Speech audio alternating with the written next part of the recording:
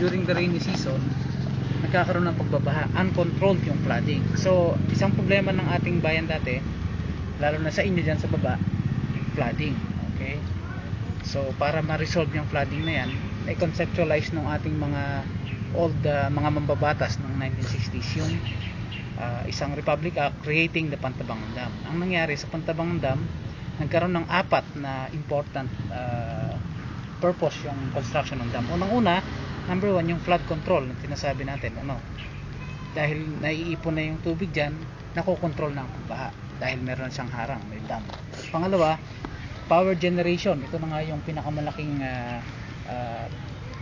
magandang nangyari sa bayan ng Pantabangan at sa ating bansa in general, kasi nagkaroon tayo ng additional power generation para sa country yan, hindi lang sa bayan ng Pantabangan.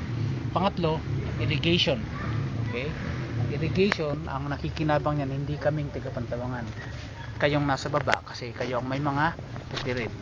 At yung pang-apat, at yan pa yung isa sa pinupush ng ating local government and the Department of Tourism, yan yung tourism capability or tawag doon, yung pwedeng maging tourist area kasi itong Pantabangan because of the yung dam mismo tsaka yung area natin. Okay, so anong nangyari, dahil doon sa need nga doon sa flood control, nasamahan na lang ng power generation at saka irrigation tsaka sa tourism, nagkaroon na ng Pantabangan Dam. Ang nangyari, nag-sacrifice ang people ng Pantabangan, umalis kami sa aming bayan sa bayan namin. Inabutan ko pa yan nung araw, pero hindi pa naman ako ganun katanda. So anyway, I was 5 years old nung lumipat kami.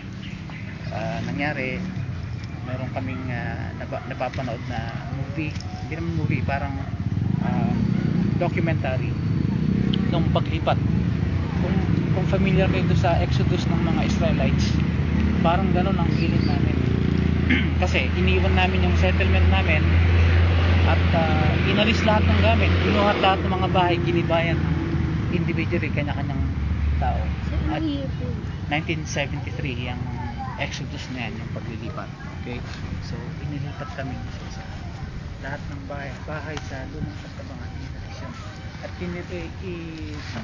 tinigyan kami ng temporary settlement dito sa area na yan, puno yan ng around 20 bank houses. Ang size nun, good for mga sa isang mahabang, parang diretso lang na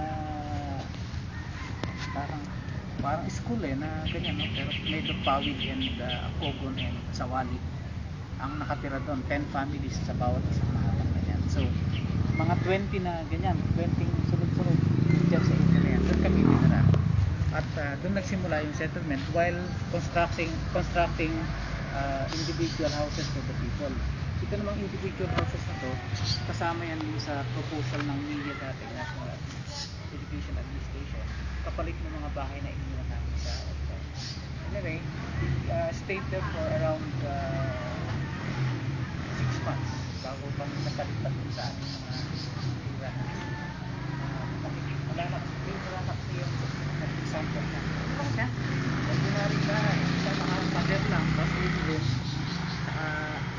tago yung flooring, yun na, bahala na kami mag-improve so ang problema namin dati, how we start, kasi na-uprooted kami dun sa aming old town, andun lahat ng aming livelihood.